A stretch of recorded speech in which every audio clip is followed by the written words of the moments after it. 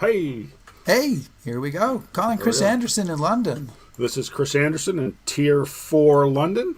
Uh, you How's Rick know, Byer in Chicago? in Chicago, Chris, it's a new year. It's Yeah, 2021. I don't know if you've caught that. I've heard. Yeah, and it's we've got your tier four. You got Brexit. We've got It's election happening. madness, It's happening. and It's happening. there's a lot of good stuff to want to escape from and get into history happy hour. That sounds a good idea. Good So it idea. seems like a really good plan here. And you realize this is our second calendar year of History Happy I Hour. know. It's spanning the globe now, too. Spanning the globe, we've almost circled back to where we were a year ago. Come March, we No, were a year ago I was on my way to the tropics. right. So that Facebook post came up today when you stopped here in Chicago on your way there, and we visited the U505 and the That's First Division awesome. Museum in Cantini, and Yeah. we just look 10 years younger and 20 years happier.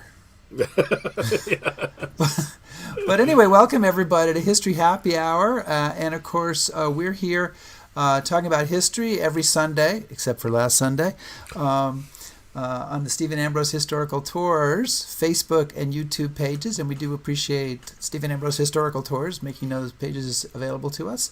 And all of our broadcasts are archived on the History Happy Hour webpage. So if you're looking for 40 hours of something to do, you can go back and look at every show that we've done.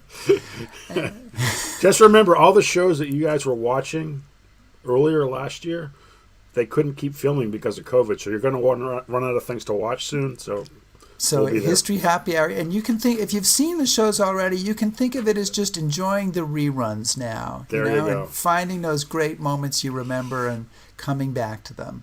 So let us know that you're here, and we see a bunch of people joining us, Libby and Lizzie and Kathy, Nancy and Brian, Jim Latin with his friend Mark Lewis, Doug McCord, Nancy Ken, Marcus. We got a whole crew of people. And that's not even the people who are sitting here on hold waiting to know. go in the show. So we better get started, Chris.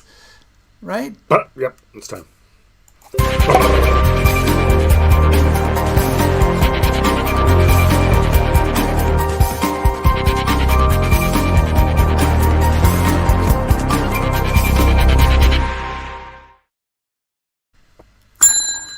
The bar is open for the first time in 2021. Bars open for the first time in 2021. Here's to that. Here's to the Ghost Army. Let's just get it started with right away. Chris, our topic today is war movies, Yeah, that's what I've heard. and our guests are members of our audience. Are many and proud. Tell us how that came to be.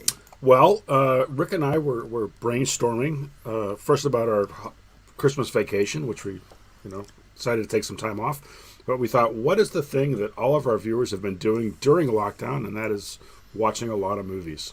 So we wanted to combine one of our favorite activities during lockdown, watching TV, with getting together with some of our friends, and we've been hoping for quite a while now to get some of you who've been so nice to watch us week after week to come live, greet everybody in person. And so we thought, what a great idea. We'll talk about war movies. And we'll see if it's a great idea. Well, we'll see if it's a great idea. If not, Right, it'll never right. happen again. It seems like when war movies are I don't know if you have an instant take on war movies. They're popular. They're very dramatic. They're not necessarily a great way to learn history, No. but they're fun. Yeah. Well, I got to say, and this will shock some of you, I'm sure, but I'm not a big fan of war movies as a rule. And much less the older I get, because I don't really think that they can convey what was really going on. But I think when they're good, they can help talk about human personality and how humans interact with an event like that. So they have a place. So it has to be a really good movie to impress me.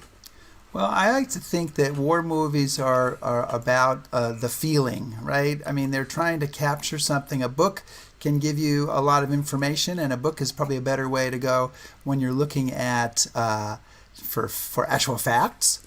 but sometimes to get a feeling and to try to capture something that a book doesn't capture, maybe a movie is a better way to do it. And do you like, by the way, the fancy new graphic? I was going to comment on that. I am very impressed, Rick. There you go. I got a slew of them. But what we decided to do is divide this show into segments. And so our first segment that we're going to bring on some people to talk about their favorite movie is entitled "You're in the Army Now." And this is a segment which is loosely about the European theater of operations in World War II. And so I'm gonna through the magic of television here, try to join us with some of the people who are going to come on and talk to us about that. And welcome all you guys. Hello. This is suddenly a very populated TV screen here. I'm gonna maybe we can start with let's see. I'm just making sure who's here with Scott. Yes. And Scott, tell us about the movie that you selected, which I think is a real interesting choice. It's one that I never heard of before I went on the Band of Brothers tour with Chris, and when we were heading into Arnhem, I think he showed it to the bus, and it was Theirs Is the Glory, and it was a hard movie to find. I had to go online to find it, and I think I actually had to buy it from an overseas vendor. But it was what struck me, what I like about it, it was actually filmed in Arnhem and Oosterbeek a little over a year after the war was over, using the same individuals that fought in that battle. They went back and recreated the battle in the town of Arnhem and Oosterbeek. So it was filmed on location with the men and women with the men that fought in that battle. And it just struck me as so strange just seeing the places that we went to on the tour. And it just made me wonder how those men felt and reacted going back to that location and reenacting that battle. Always struck me as how emotional that had to be to them. Yeah. And it was just, I find myself watching it over and over. I don't know if we classify it as a movie, Chris, or more of a documentary. Well, no, it was considered a movie at the time when it came out. Yeah. But it does have kind of a documentary feel to it, right? Yeah. And a lot of also original footage from the war in it. Right. And just going back and on movie scenes, they have to create it. There, they went back and the town was still in the form of destruction that it was left in after the battle and the war. So it was about as real as you could get in the action and in the scenery that you saw. And it just like us going to the museum there and going through it and then seeing it, a year after the battle, how it looked in. I mean, I talked with Chris before about I like before and after magazines of war. I mean, that's about as live as you can get right there. So, Scott, some folks have asked, and just so people know, Theirs Is the Glory is about the British airborne operation at Arnhem and Oosterbeek in September of 1944. And even before the end of the war, it was famous. It had become a pivotal moment to the British. So they did a movie of the battle, and what they did is they took the soldiers that had been there during the fight, they went back to where the battle had fought, and basically restaged it dramatically. Right. So that's the background of that movie. And there's a pretty incredible thing in there that I like. There's a Canadian broadcaster named Stanley Maxted, and he's in the movie broadcasting there. And then I went back and listened to some of his real broadcasts. He's broadcasting when they're dropping the airborne supplies, and that's a pretty amazing. All they ask are for the bullets to continue the fight. Right. So I want to. We're going to find today that we're going to be moving real fast, and I do want to move on because people at the end of the show are going to be like, "What about us?" So, but Colin, you selected a movie that I think is probably a lot more well known than Theirs Is the Glory. Why don't you tell us about that? Well, I selected The Great Escape. It's been out for a number of years. I saw it a long time ago when I was much younger. Probably the thing that gets me initially is this is based on true events and during the war.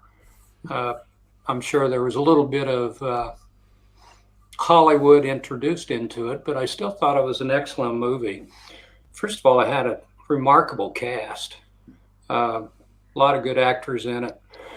And they were all, the prisoners were doing their best to carry on the war in their own way, even though they were prisoners.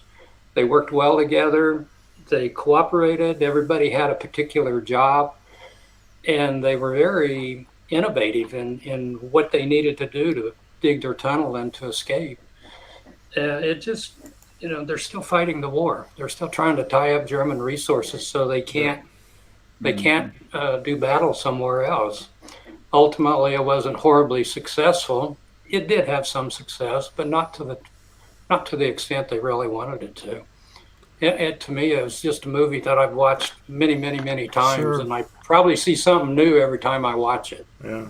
Well, one of the things that it strikes me when I go to where the original camp was, and you talk to the curator there, he's very specific, and he says that these men had no real thought that they would escape, make it back to England, and continue the fight. This was simply a way for them to distract the Germans, tie up resources, and they viewed it as a military operation.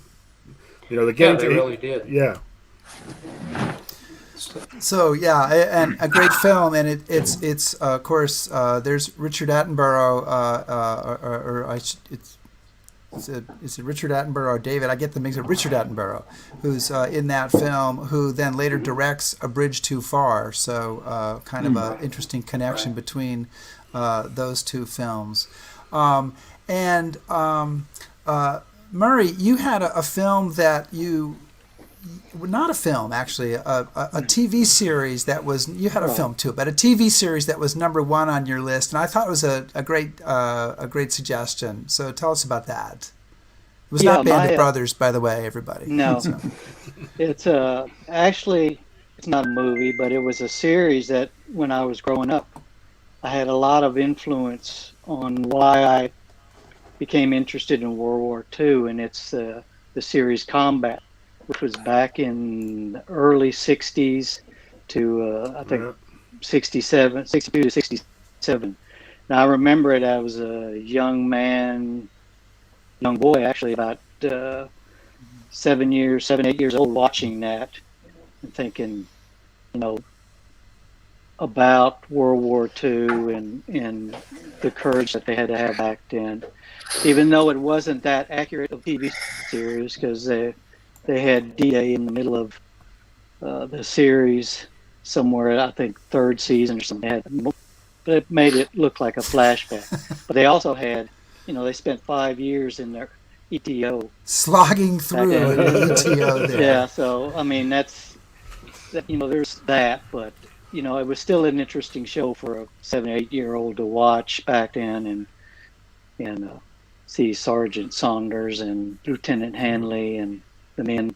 And you always knew the new guy in the squad was going to be the I was going to say. fought for the Germans. Oh, Later well, on. so it was realistic in that way. I remember when I remember they would play it reruns on TV, and I remember at one point had all my toy soldiers on the floor and turning to my grandmother and saying, pointing to people on the screen, like, that one's going to die, that one's going to die, that one's going to die. It's like, how do you know that? I'm like, oh yeah, because they weren't on the last show, because they're the ones that are going to get it.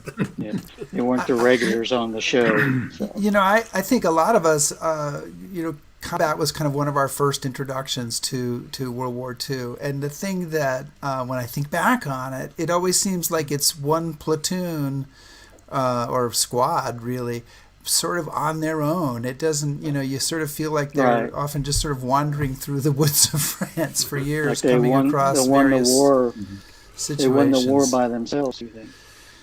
And also Rat Patrol was on there too. Oh yeah, no, that's a good Oh, one. Rat Patrol is a great show. I loved that show. That one was 100% accurate. That was such a I wanted it up to right be. now. I wanted it to be. I wanted one of those Jeeps. I wanted to be bouncing All right. around the sand dunes. That's right. So, Gene, you're our last presenter Oh, in this boy. category. Last but not least, Right. but tell us about your selection. It took me a long time, and it was Dirty Dozen versus The Great Escape versus, Guns of Navarone versus Force 10 from Navarone. And I really struggled with it, and I was like, you know what? The Force 10 from Navarone was a really strange and different cast, but the physics behind the end with the dam bursting kind of helped me move into a science background. So something completely off that wasn't part of the war movie itself, but helped me to decide to become a chemistry major and then an optometrist. So the war movie was something completely different from my thing too. So, but Gene, one would have thought that an exploding dam would have led you into pyrotechnics. I don't I know. no, I knew better than that one. So Well, any movie with Harrison Ford and and what's his name who was Carl in Lewis and who was in Jaws? Wasn't the guy Yeah. Shaw, right? Robert Right. Shaw. Robert Shaw. Shaw. Any movie with Harrison Ford and Robert Shaw has to have something going on there. yep. And so, So, go of ahead, course- Chris. well, I was going to say the big question is, Rick, is we inquiring minds want to know what your favorite movie of the ETO is. Oh, I didn't really think through that question. Gotcha. But Put him on the spot. Exactly. instead of saying my favorite movie, I'm going to throw out my friend Jim Lattin's favorite movie from the ETO. Oh, Because I Gee. know it's such a favorite of yours, Chris. Oh, you know. oh no, it can't be Patton. Please Oh, don't let yes, it be it's- Patton. It's Patton, and my friend Jim, who's on with us on the show, watching and commenting. So keep that in mind. Be gentle. But Jim is a fan of Patton, not for the history, which he recognizes as flawed, but for the performance of George C. Scott and for the fabulous soundtrack. And I gotta say, I agree with him on both those counts. But Chris, you got 30 to 45 seconds to plaster us, so go for it. Well, no, I admire George C. Scott's portrayal of Patton. He makes a much better Patton than Patton was in reality. I can say that all the books that we've read recently about this era kind of thing put Yeah. some different light, especially, people who wanted to use the Ghost Army and not use the Ghost Army. Yeah. See? Oh, yeah. There you Nicely done. go. There you go. Rick, you didn't drink yet. I'm I like working it. on No, I think that I think the movie built up the reputation of someone whose reputation was too big anyway. Now, I'm What's gonna- yours, Chris? Mine. What? Yeah, My the lover favorite. of war movies. Yes, my favorite movie about the ETO is Battleground, Which is on my the- list. which is the movie about the glider regiment in Bastogne with Van Johnson, and a couple of reasons why I like it. One is it came out in 1949, right after the war, and it's one of the first post-war movies where they try to show what young men endure in combat, and they show young Americans doing things that soldiers do, like run away, try to get off the line, dig a deeper hole. Yeah. And so for the time that movie came out, that was a shocking thing for Americans to see. So I really, that struck me. And so that's one of my favorites. I want It to thank also you. remind of me how the platoon interacts, how they get together. Right. And then at times, tense times, they squabble, but when it counts, they all came together. Well, and in fact, they In make that a lie movie. when they talk. Always is that one scene where they say, we're fighting for mom and apple pie, with just the sarcasm oozing out of their characters. And think about when they're saying that, We 1949. found a home in the Army. Yeah, that's Well, guys, thank you so much for joining us here in our first segment. And we're going to say goodbye to you, but we appreciate your joining us. We hope you'll watch the rest of the show and throw your comments in. So thank you very much. And I'm just going to pop you off, so forgive me. you. But Happy there New you, Year. Bye. there you go. take care, guys. Thank you. Take Taking you care. guys off, and I hope I don't pop off anybody I'm not supposed to here. Wow, it's just us, Chris. Well, I can say what you wanted to say when I was cutting you off. I apologize for. I did say it. I wanted to move on to the next segment. So, and I'm just going to make sure that we have some room here for the other people. This is a technical nightmare. Tour de force. Yeah, it's a technical tour de something. force. So, okay. So let's see if we can bring on some people for our next section. Our next session, first of all, is section, I can't talk straight, is called Keep the Home Fires Burning. And it is stories, again, from World War II, which is a fairly common theme in this show, from the home front or the occupation. So I'm going to bring in here, and let's see how well we do it. Right. We've got Bruce, Hey. and we've got Amanda, and we've Right. got Deanne, and I think we've got Terry also joining us here. Hey. I think we've done that. Wow. All right. You're getting better. We've had more guests now in this show than we had in the first 10 weeks of the season, Chris. We're stocking up. We're doing pretty good, I think.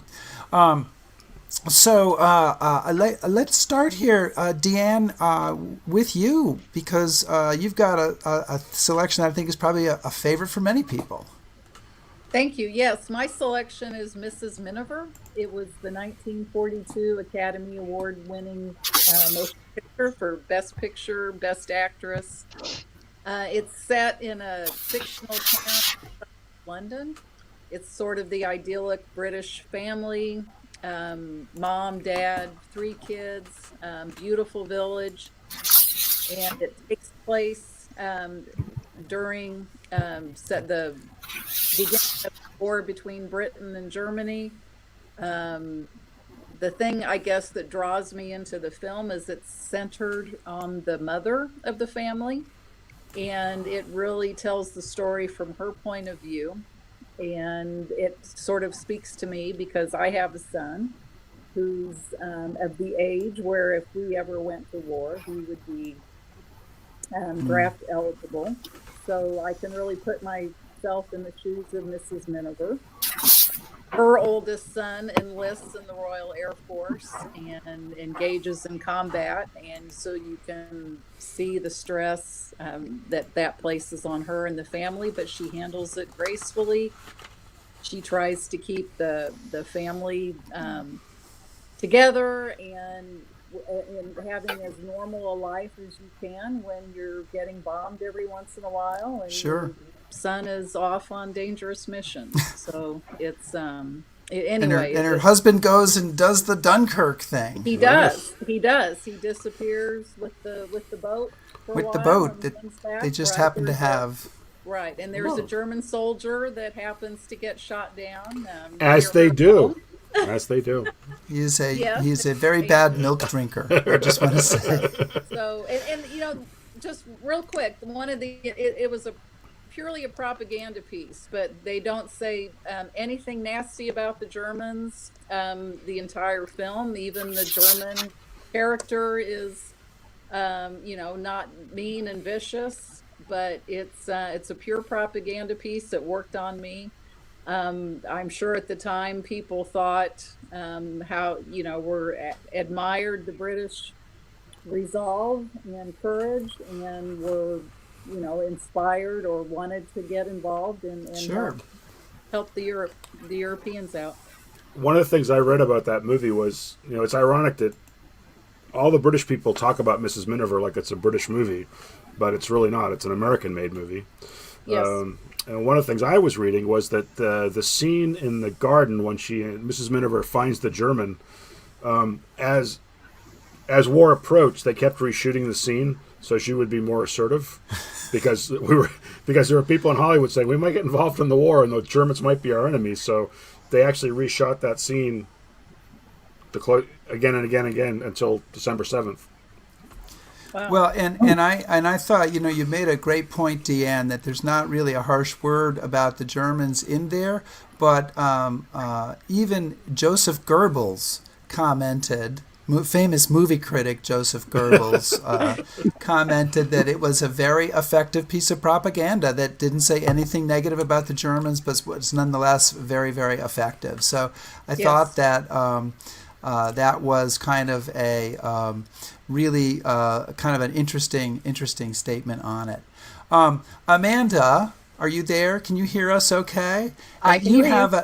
You have a sort of a British home front movie, but it's kind of different than Mrs. Miniver. So tell us about your choice.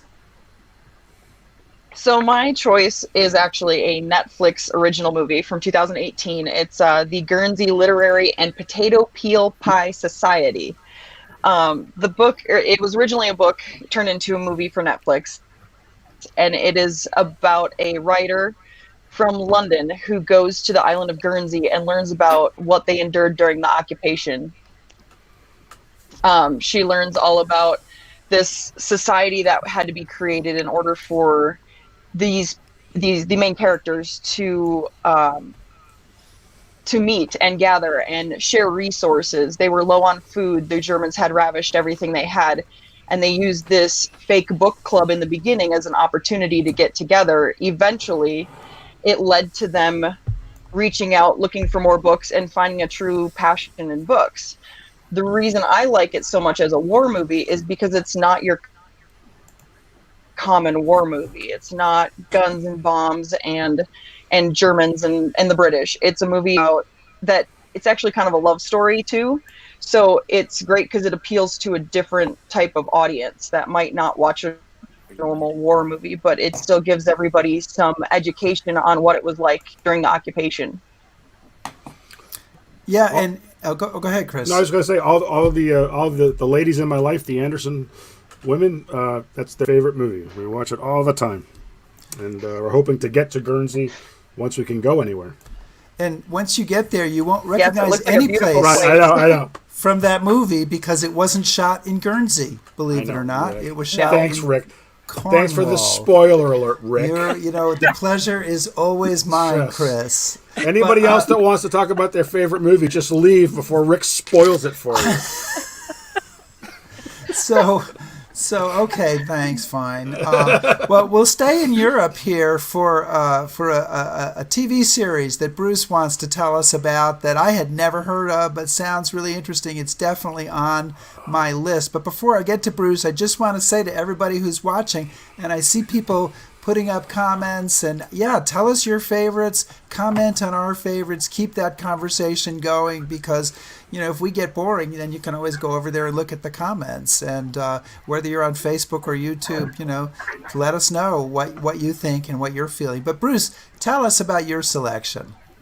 Yeah, I was introduced to this movie by my mother, who actually lived in Europe during World War II, and this is called The Heavy Water War, and it was produced more recently, just in the last 5-6 years or so. But this was a 6-series TV drama that is depicting how, when the Germans were trying to develop the atomic bomb, they realized they needed the heavy water isotope, that their best source was occupied Norway. There was a factory up in Norway that had it as a byproduct from fertilizer and aluminum production and various things, and they needed this heavy water. And so they're obviously getting that for their research. And what is so intriguing here, beyond the fact that it's just gorgeous cinematography and great acting, but it was catching the perspectives of the people. First, they had the Germans that are trying to take over the world, and then you had the Norwegians themselves, that they wanted to resist this occupation. And you could see the emotions that they're trying to figure out how to do that. And at the same time, they were trying to survive. And how do you put food on the table? And how far do you go along with them? And to what extent do you resist? Of course, you had the resistance fighters that were putting their lives at stake to actually do the resisting. And then you had the people that were actually running the factory.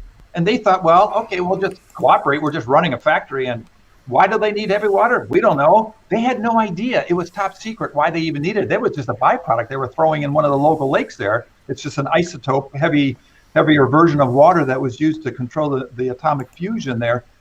And so, but as the Allies began learning what was going on, then they discovered this was in the development of the bomb. And they really had to figure out how to destroy this thing.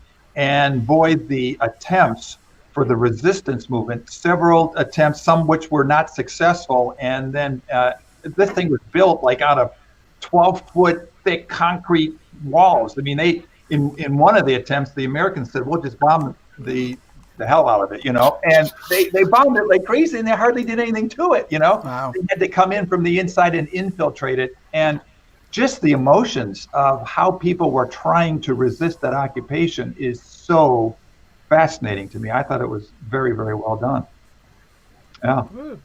Yeah, it's can't really make a comment. Haven't seen it, but I'm interested in it. I saw that Phil mentioned Heroes of Telemark, which touches on the same story. I have been to Norway and actually went there to do a story about the Norwegian resistance doing a gold, saving Norway's gold. So that's another interesting story. So there's Bruce, a lot of stuff out of there. I'll try to remember, Bruce, to post it on the site, but there's a book that just came out earlier this year about the Norwegian resistance, and that story gets into it. Would it be this one, Chris? No, it wouldn't be. Different book, but here's one book. But I heard the author speak. It was very good. He talks a lot about the resistance up there, and there was a lot going on there, and I had family members that were both Danish and Norwegian that were part of that resistance, and they were conscripted by the Germans to try to teach the Germans how to do the cross-country skiing to keep up with the Scandinavian resistance people. I mean, and my mother, who was a young child, was asking her dad questions, and he'd say, "Be quiet, be quiet. The walls have ears," And wow. The intrigue of when the government gets too strong, whether it's your own government or whether it's, in this case, an occupation government, people didn't know there were family members turning in family members because there were so many different views of what was the right thing to do. And this was filmed in Norway and in Czechoslovakia, but the Norwegian scenes were phenomenal. And that factory still lasts today because they couldn't bomb it. They couldn't destroy it. And it is a museum now to honor the resistance movement because they finally did shut down and get rid of the heavy water, which prevented Nazis from developing the atomic bomb on a timely basis. And you also saw the nuclear scientist who was working on this nuclear fusions process. He didn't want to do it for the bomb. He was trying to do it to generate power for their, the fleets and for the factories and everything. But he realized these guys want it for the bomb, and now he was conflicted. Now I'm helping something I don't want to do. Bruce, you didn't like this series, did you? What a great segue. No, it's a great movie, and you really owe it to yourself. You're making the sale, babe. We have an expression in our house: shoes in the box, right? We're all going to be watching Heavy Water tonight, but we got to make sure we have time for Terry Hirsch to tell us about a favorite. That Terry, you were not the only one. You feared you were the only one to select this one, but you were not the only one. So tell us about yours. My favorite movie is White Christmas, and I know all about the singing and dancing, but it's about the song. I grew up in Chicago, and our local TV station WGN would air this every year, and our family would watch it. And my parents would take the time to share their feelings about this song, especially because they were separated during the war years. And then they would go on to tell us that years later, they would hear the song and it would bring back the memories, as songs normally do. But they also shared with us what they did during the war. That was our chance to talk to them about it and tell us stories. And it wasn't until much later that I realized that my parents weren't the ones that really tied the song and the war together. It was kind of universal. But it really set up a vehicle for my parents to become, I guess, my first World War II tour guides. They really got me interested in it. The other thing about the movie that I really liked was Women in Uniform. It's during a particular song, I Wish I Was Back in the Army Now, and the two female leads come out and they're dressed in military uniforms. Well, my dad didn't ever talk about women in the military. He didn't see them where he was stationed. And my mom wasn't Rosie the Riveter. She was doing something else. And I just didn't realize women were in the military itself. So that gave me an eye to the WASP, the SPAR, the WAX, the Marines, and I'm missing somebody, the Waves. So that's when it all started. So it was kind of an education at the same time. And I still watch it today and get to think about all the places I've learned about and places I've gone. And it was my parents that pretty much started it. Well, Terry, I don't know if you ever get a chance to, but if you ever do, walking through the Bois Jacques in December, that song will immediately pop into your head. I guarantee you. Yeah. I have been there, but that song didn't pop into my mind. Oh, every time I go to the Bois Jacques, I hear that song. Well, guys, thank you so much for sharing with us some wonderful Homefront movies. And Chris, do you have a Homefront movie you want to share? Best years of their lives. There you go. I think Mrs. Miniver would be mine. I just saw it recently, and I really liked it. So I'm gonna duck in safely behind. Well, when you come to visit me, Rick, Deanna on that one. we can look at my little punt. It's out here by the front. Entire thing was shot in the studio in Los Angeles, but it's okay. My boat is right here, though. We can go. Sorry. Very good. Just as long as you don't have any Nazi pilots hanging around. Guys, thank you so much for joining us. I'm going to let you go, but appreciate it. And but before I let you go, I do just want to add the comment here from Marilyn saying, as we all feel, Bruce, thank you so much for your insights on heavy water and introducing us to that. So thank you. All right, so we're going to see if we can move on. We're running slightly behind schedule, but not too badly, everybody. If you can hang on. This is a pretty interesting show, I got to say. So you should stick with us. And Chris, our next category. Oh, and there's Bruce is still there. Bruce, I'm sorry. I got to let you go. Yeah, you're gone, Bruce. It's not happening anymore. So, how are we doing, Chris? Are we okay? I need to. I have the big beer. I need to pour a little bit more of it. Okay. A little bit more. I didn't. I was thinking. I don't think Downfall is a Homefront movie. Well, I was thinking that the problem with this is there are so many categories. So I was thinking about a whole subcategory of the Third Reich and occupation, and of course Holocaust movies, and then you have the whole subgenre of series. So we might have to do a follow-up show. Yeah, I think, if people like it. Or perhaps we'll just change the whole format of History Happy Hour and do this every week, but probably not. All right, well, our next category here is, if I can keep my head about me, is called Look Up in the Air. And it's about movies that have planes in them. Okay, let's just, pretty simple here. And let's see who we're bringing on. So we're bringing on Neil. And we're bringing on Daniel and Linda. I saw Linda here, and who am I missing? Stephen Preston. I don't see Stephen here in the window. So Stephen, if you're trying to get in, give us a ring. But I'm going to start here. I have to say that two of the people joining us here, Linda and Neil, have the same first choice movie, and then their second choice movie, or at least for one of them, is the same as Daniel's first choice movie. Anyway, so we're going to be talking about two movies primarily here. But Linda Griffith, why don't you, coming in there from Rockville, Maryland, or wherever you are, why don't you start us out with your favorite Look Up in the Air war movie? Okay, great, thanks. So I picked this movie for two reasons. First, I thought it had a great deal of historical accuracy.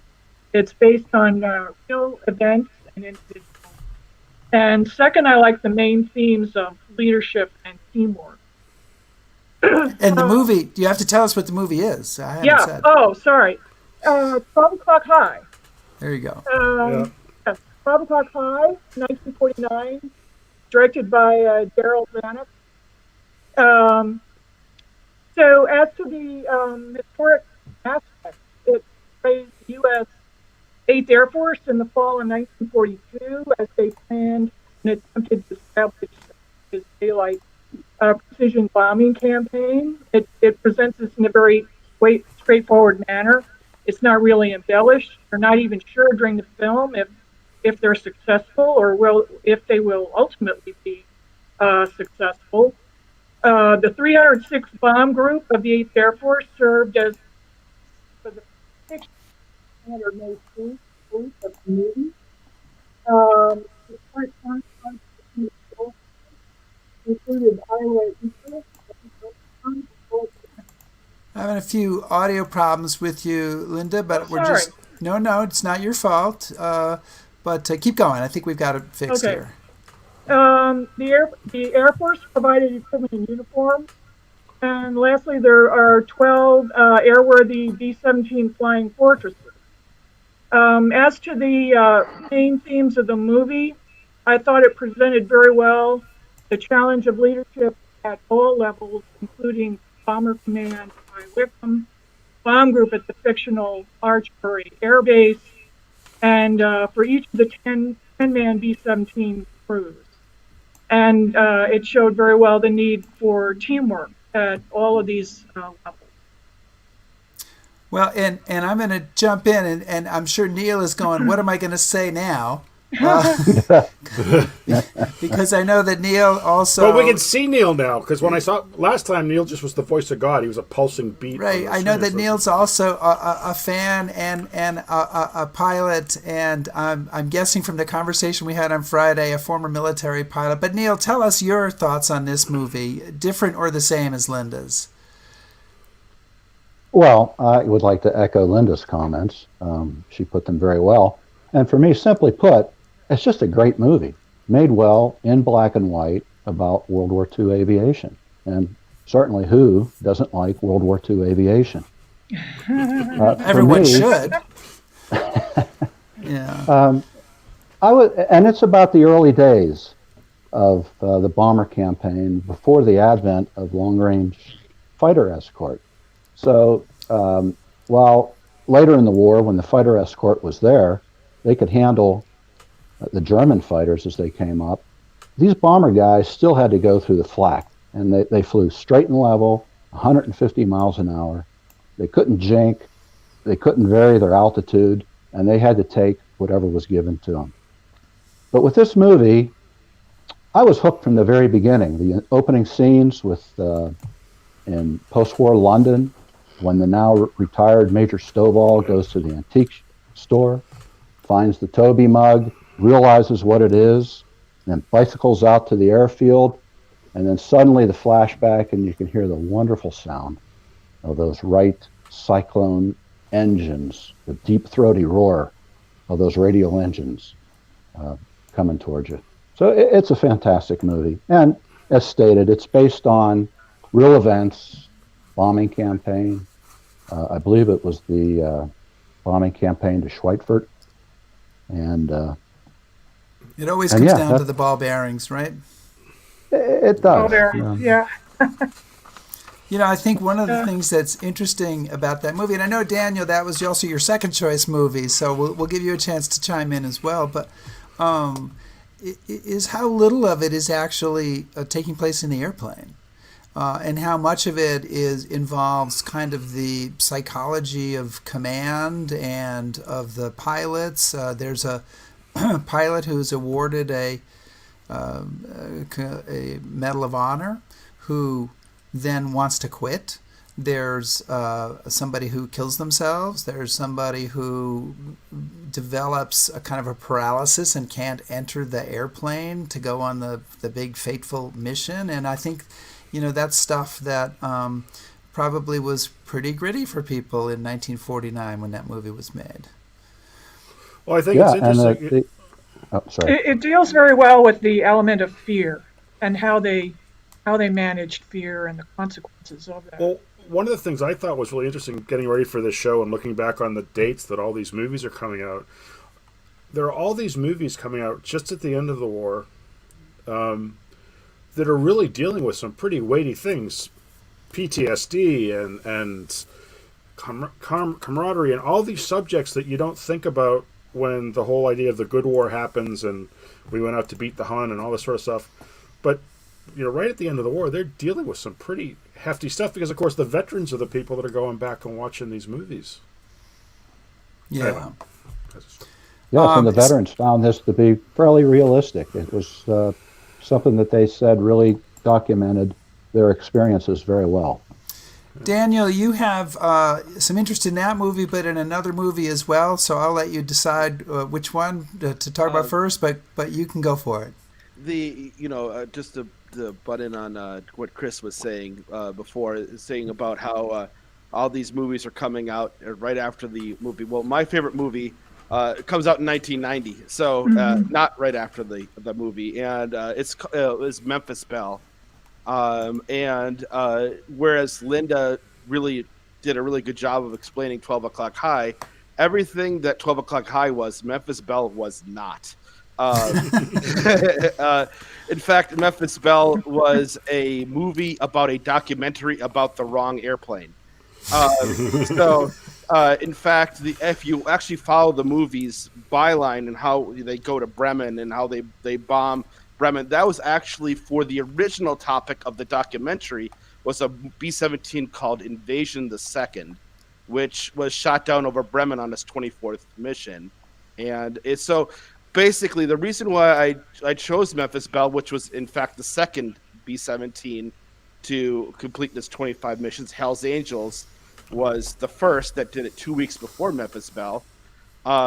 Is that it was Genesis for me. Well, I was 13 in 1990, and for me, before that, aircraft was just aircraft. And if it wasn't Top Gun, it was really nothing. I loved all airplanes, but it was never really about the history, never really about how it all began and how it all developed and how everything came about. And Memphis Belle really changed that.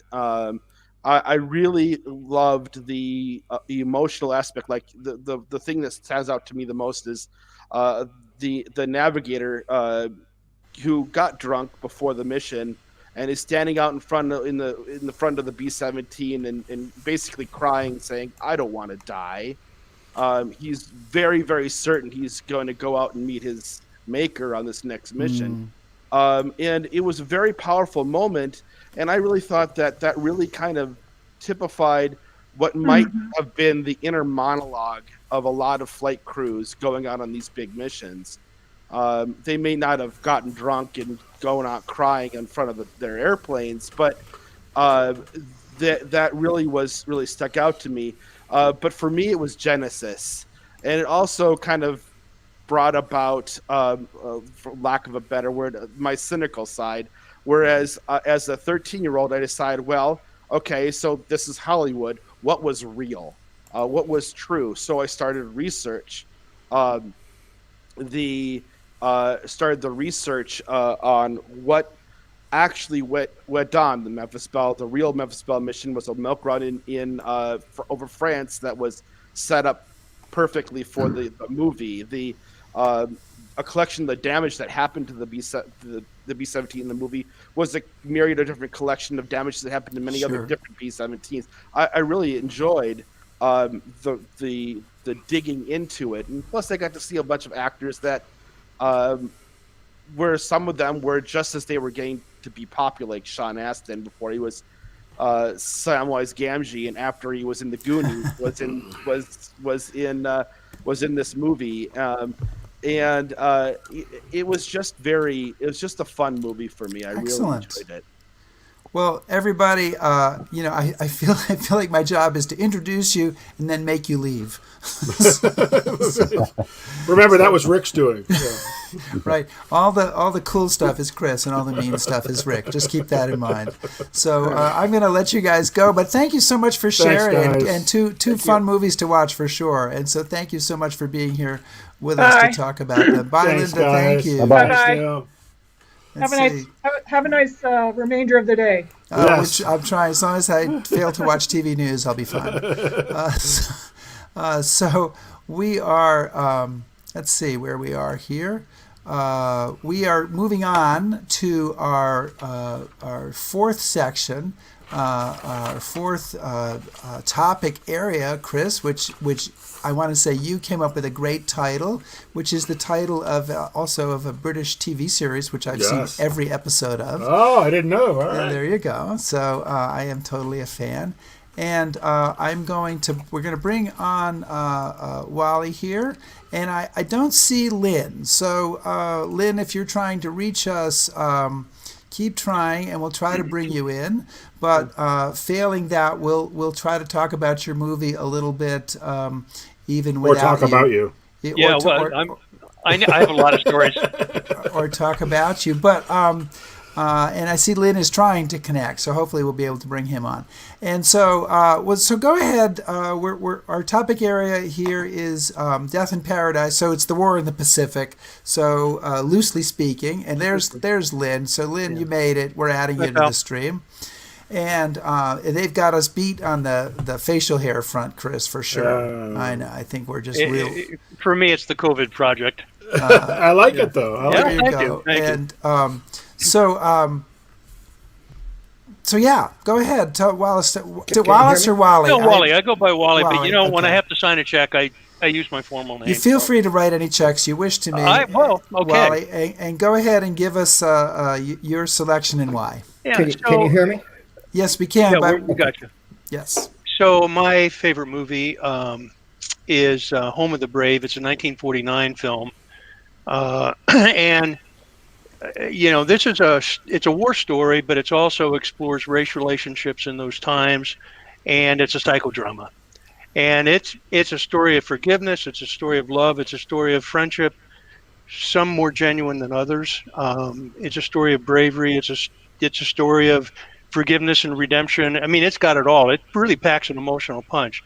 It's about the main characters are a black soldier and a white soldier that are boyhood friends, and they grow up in a time they're friends despite the segregated world that they live in, and they graduate from high school, and then the next time they see each other, they're assigned to a reconnaissance mission in the South Pacific. They're going to go reconnoiter an island that is later going to be invaded, and so it's about and the black guy and his white friend are they're best of friends, one would think, but then nobody else in the platoon that's there with them, or the reconnaissance group, wants the black guy there. I mean, it is pretty raw stuff for 1949, and this is all in the backdrop of Truman having desegregated the military in 1948.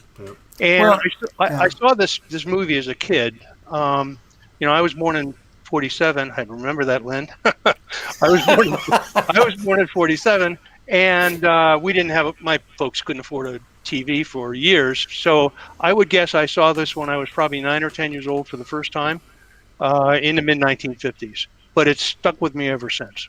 Well, and it's interesting because, again, it's the same year as 12 O'Clock High. It's 1949. It's what Chris was saying. That it's almost as if, you have this 5 years afterwards, you have this, you're close enough to be realistic, but far enough away to kind of deal with the true facts, or to deal with sort of the harsher themes, I guess I would say. Yeah. Well, it's pretty raw. I mean, the language is rough, sort of banned by today's society.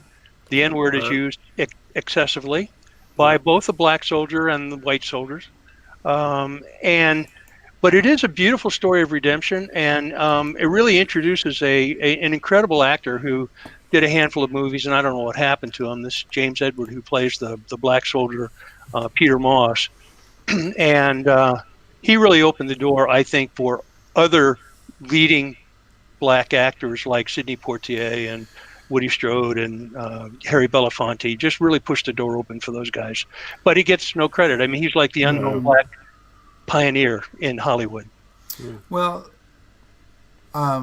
Chris, did you want to? Am I interrupting you? No, I was doing that suggestive lean in, towards you. Okay, yeah, Lynn. We're both going to lean in towards Lynn. Yeah, well, and say, tell us about yours. Well, just one comment from Wally's first. The actor died at age 50, very young. Yeah, it seems young to us now, for sure. Definitely. Yeah, I didn't know mine that. is, my movie was. See, I just had a senior moment. Isn't that terrible? Yeah, I'll give you a hand. Would you like us to help you? I'll give you a hand there. Yeah, visual aid.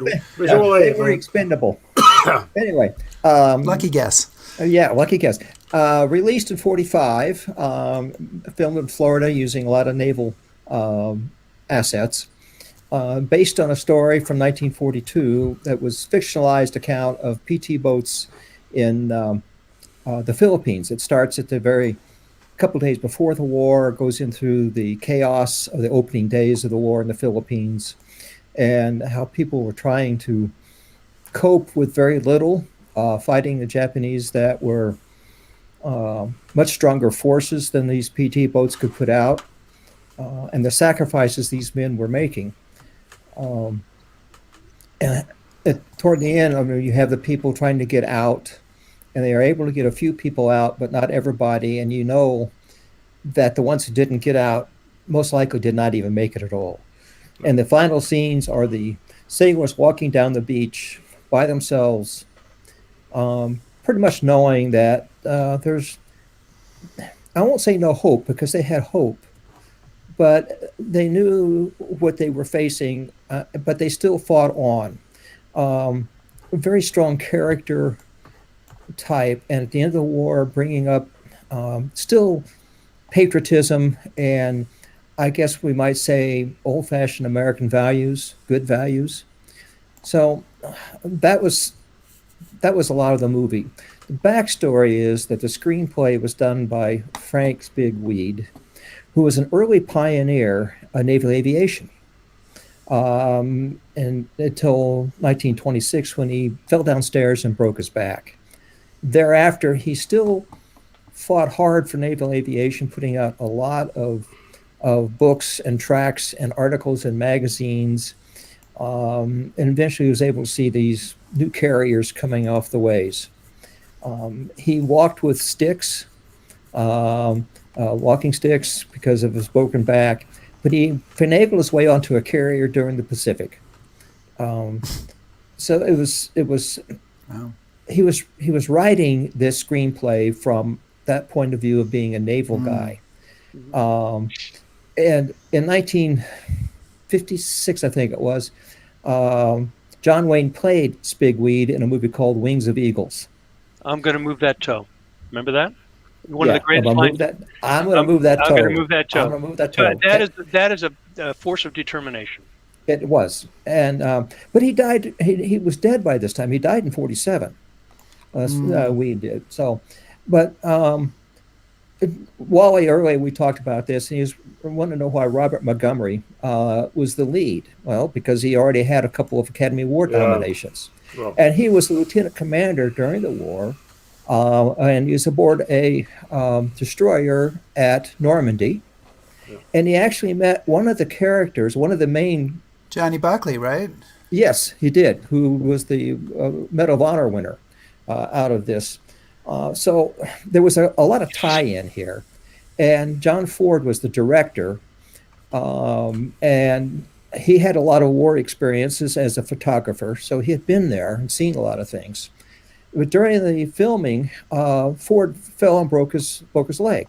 Mm-hmm. So Robert Montgomery took over the directing. And so he had a lot of Navy people involved in this, which I thought was very good. But like I said, end of the war, carrying through still patriotism through there. Well, yeah, it is a very moving, especially at the end, movie. As you pointed out, when they're leaving the other guys behind there on Corregidor or wherever that is. Well, and let's not also forget that PT boats are just sexy. Well, and isn't it true that so many war movies involve so many war movies involve the auxiliary units, right? That are on the fringe, that are doing something interesting, as opposed to the poor people who are right there in the tip of the actual spear. And let me just say that any movie with Donna Reed is worth watching. There you go. Absolutely. Okay. Side note: Robert Montgomery, which I did not know until I was looking up, is the father of Elizabeth Montgomery. Oh. Well, I did not. I should have known that. Marilyn knew that. I don't know that. Yeah, so, guys, I want to just say, Lynn and Wally, that clearly, if Chris and I ever need another vacation week, you're the ones to take over the show. So, well, only if Wally writes me that check. Yes, exactly. Wallace, write the check for me too. So yeah, well, I'll keep toasting Ghost Army, and we'll go on there. There we go. Okay. I know what to do. All right, there we go. September. All right, cheers it's too to you early guys. For Scotch. So, but it's never happy too New late. Year. All right, thank you so much for joining us. Okay. All right, guys. All right. So we're running a little bit behind schedule, but we're entering the home stretch here. So please stay with us. Stay with us. We have a great viewership so far, and the show's only getting better as it goes along. So, our second to last category here is called "Wait, There Were Other Wars." Because, yes, in fact, there were other wars than World War II, and I know this is rocking our audience's world, but, and we did have a few people who came up with suggestions, and a couple of them couldn't make it today, and we hope that they're doing okay. Sean, we hope you're doing okay out there, and Doreen. But we do have Kathy Hurst is here to join us to talk about a movie on this subject. Kathy, how are you? I'm good. I'm good. And I am just going to put it out there. I think the audience may know this already, that Kathy is my sister. And so I just have to defer to her and everything because she's my slightly older sister. Well played, Ray. Okay. Well, you can tell by the degree of gray hair is the which he measure did to there. which he did to you, no doubt. I gave her those gray hairs with my aberrant behavior. But Kathy, we're in a topic of movies other than World War II, and many of us didn't even know there were such movies. So tell us about your choice in that category. Well, I nominated 4 movies, and 3 of them were in the non-World War II category. So Bold. clearly that's where I was going. But I nominated Last of the Mohicans, which was a 1992 film. Oh, great graphic. And it was about the French and Indian Wars, and particularly about a siege of a fort near the U.S.-Canadian border in the summer of 1757. And it stars Daniel Day-Lewis and incredible acting. I mean, you probably know about this film that he did an amazing amount of preparation, as he does for all his films. He learned how to hunt and trap and how to shoot a musket with one hand and, I don't know, skin a rabbit with the other. And Did he teach that eventually to Mel Gibson, who needed that skill for Patriot? Must have. And also how to shoot on the run and run through the forest and all of that. But also fabulous music. I bought the CD after this music, and I still listen to a lot of the music from this show, and really amazing cinematography. And as when we talked about this ahead of time, I said that the things that I'm looking for in a film are acting, cinematography, music, and authenticity of one sort or another. But I think this film stands up historically pretty well also. I watched it just again this week, since I hadn't seen it in quite a long time. And I really felt it held up as a movie, that it really was still an effective and moving movie. And I think that it was really lauded at the time for its authenticity in dealing with the Native American characters. They used Native actors, although many of them were First Nations Canadian people, and that the props and the settings were really authentic. The director spent $1 million in 1992 building that fort replica, which is a lot of money. And he really built everything out of authentic materials and really tried to tell the story accurately. I think that the thing that I liked about it particularly was it showed the complexities of war, how knowing which side you're on isn't always easy, and also, to me, answering the question a little bit, what are we fighting for? So those are the reasons I enjoyed it. We're fighting for the Empire. Whichever that is, the French Empire or the British Empire. No, the good one, the one with the pink bits on the map. Well, it's based on a book by Hawthorne, right? Nathaniel Hawthorne. Yeah. No, Cooper. James Fenimore Cooper. Woo, wrong, Rick, wrong. And that's why I was an English major. So that's I did read the Natty Bumppo books as a kid because he's Natty Bumppo in the books. I guess they decided Bumpo wasn't going to work in the movie, so he's clearly Nathaniel you didn't pay Poe. attention though, and you do. Yeah, I didn't. Failure. I mean, it's a total failure there, but it is an excellent movie, and I think what I haven't seen it in a long time, but what I really remember is his performance, and it always seems true of Daniel Day-Lewis, whether it's playing. Deerstalker there, or playing Abraham Lincoln, that he just envelops himself in the role.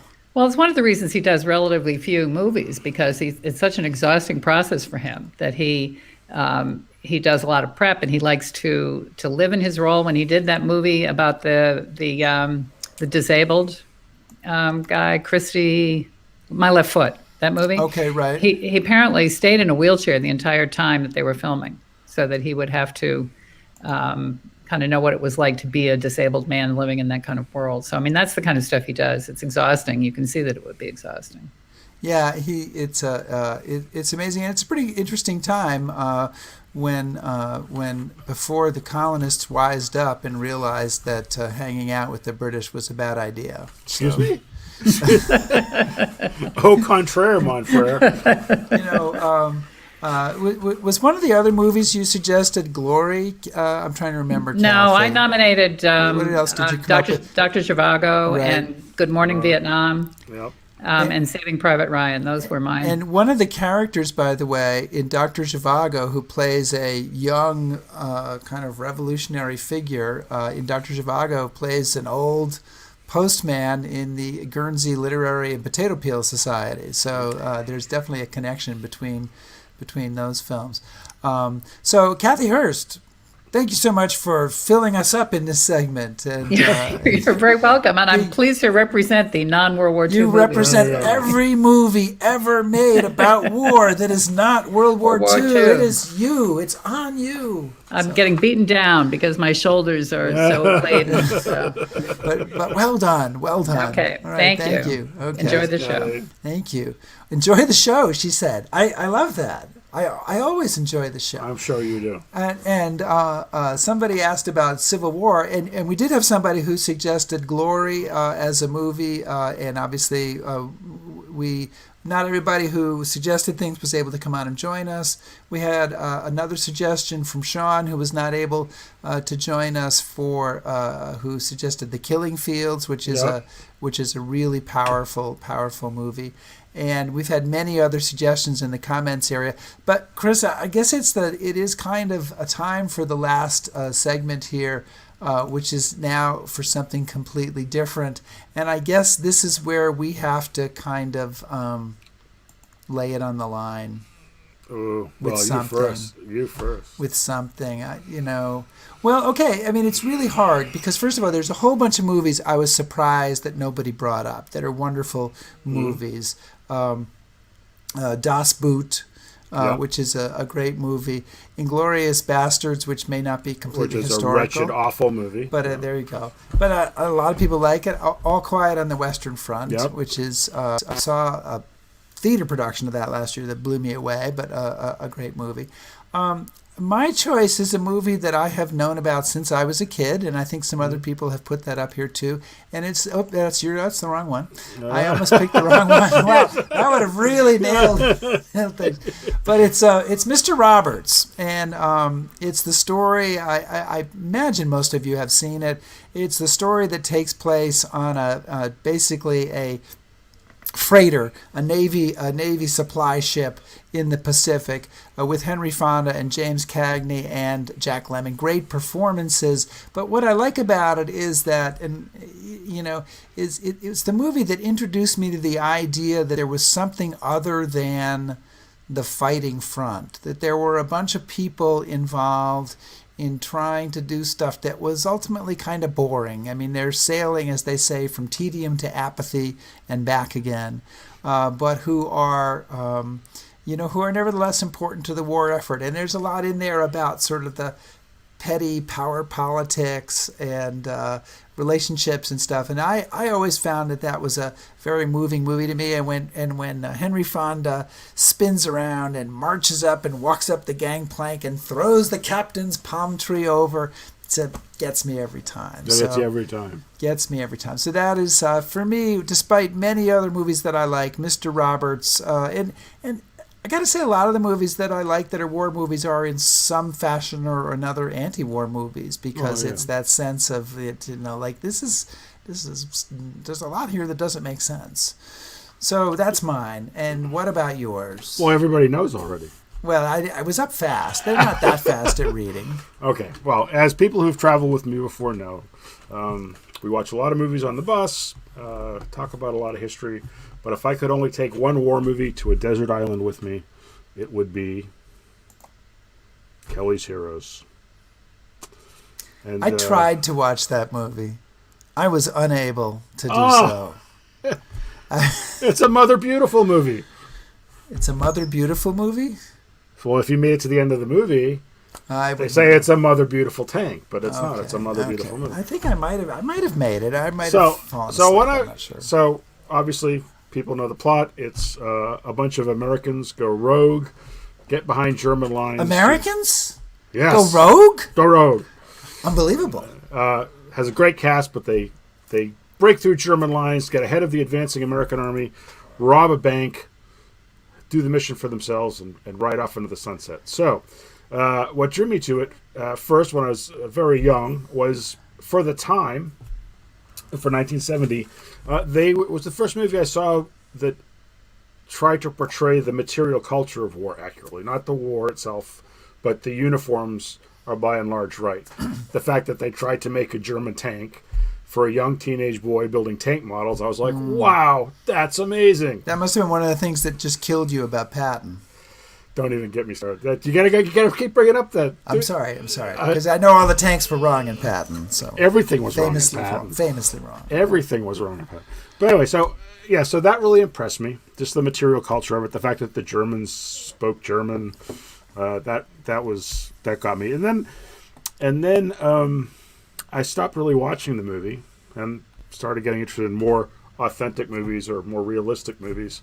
And now that I'm older and I find it hard to watch most war movies now. I still come back to it because it's ridiculous, and they don't try to make it a realistic war movie because it's not, and you can't. No. And so if you can separate that out from it, it's amusing. The cast is great. It says an awful lot more about the Vietnam War than it does about World War II, and it's just fun. And I like how they all ride the trucks off into the sunset. I'm getting some harsh criticism here from Jean here. Thank she you. says I'm sending out negative waves. You are. Oh, wait a minute, but there's this negative waves. Doreen is talking about, there goes Rick with the negative waves. Wow. See? Brian, again with I've never even heard the phrase negative waves. And that's so when you say you tried to watch the movie and couldn't, you get like five with it. I think you got like your 5 fan club minutes is into speaking. It's great that you have a small minority of fanatic fans. So I'm happy for you, Chris. But thanks. And there's no Mr. Roberts fans out there. Well, that's just fine. Well, what does that say then? It means people should go watch the Ghost Army. So look at that! What a cheap plug. Chris, what have we got coming up next week? Is it? I'm hoping it's this topic because if it's not, then I'm not prepared for it. Yeah, it's. I'm looking forward to this. It's the crowning crisis. It's about the abdication crisis of Edward VIII just before World War II, which of course brings George VI onto the throne. There's been lots that's been written about it. But mostly from the standpoint of the love story between Edward and Wallace Simpson. There's been many docudramas made about it. I know Rick gets very giddy when he talks about Edward and Wallace and love. He's a big Royals watcher, for those of you who don't know. Absolutely. But this is a this is a good study of the history behind it and why it was important and why it matters to British constitutional history and the history of the Second World War. So, well, and I certainly don't want to bring any more negative waves to anything. Thank you. And not that you ever have brought any negative waves never. to anything. I'm the glasses half full guy on this. Yeah. What is it filled with, though?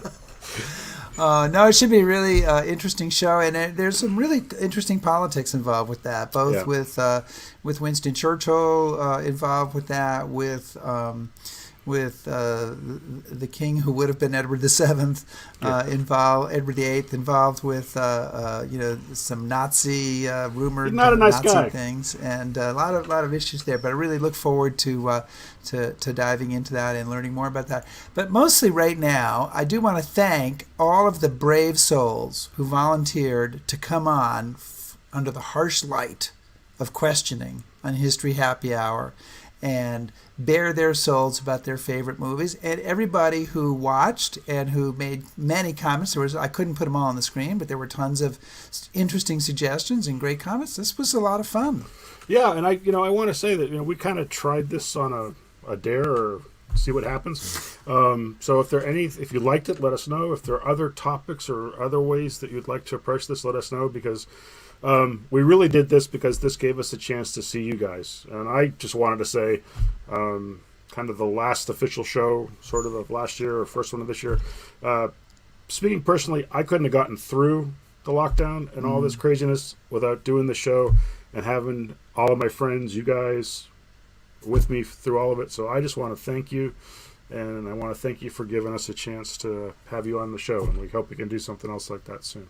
I totally agree. I sent positive waves on that. And if you do want to get in touch with us to make a suggestion, as Chris suggested, or tell us what you thought of this show, or tell us what you think about anything, that's the email address to send it to, hhh@stephenambrosetours.com. Thanks, everybody, for joining History Happy Hour. Take care, everybody. Be safe.